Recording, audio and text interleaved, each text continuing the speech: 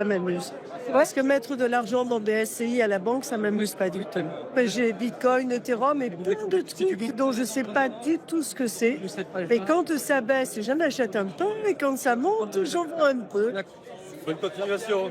Il y a les joueurs et ceux qui se voient déjà faire fortune. On a commencé pour voir ce que ça donnait. Et dans quelle optique? Purement spéculatif et voir ce que ça donne en spéculation. Et donc vous avez quoi là? Du Bitcoin, du Dodge, de l'Ether et l'autre c'est de Decentraland. Et ça vous a permis de gagner de l'argent? Non, gagner de l'argent pour l'instant, non. Non, pas pour l'instant.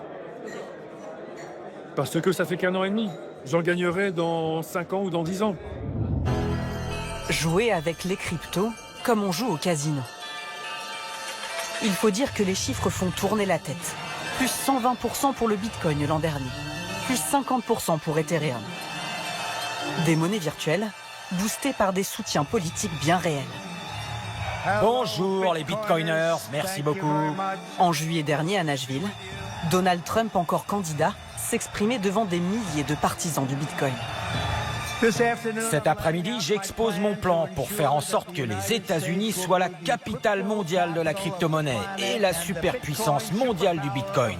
Et nous y parviendrons. La cryptomania gagne aussi la France. Aujourd'hui, 1 Français sur 10 en possède. Certains y voient une bulle prête à éclater, d'autres, une révolution financière.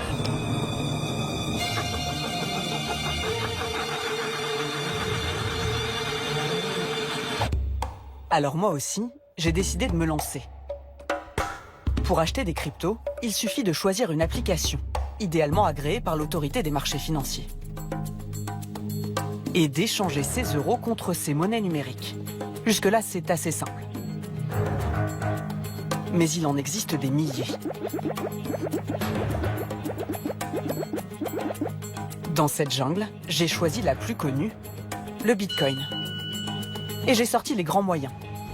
30 euros. Vais-je devenir millionnaire? En attendant, j'ai voulu comprendre comment fonctionnait la reine des crypto-monnaies.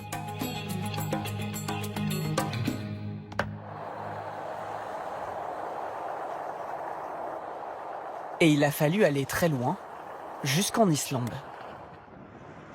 Sur ces terres froides battues par un vent polaire,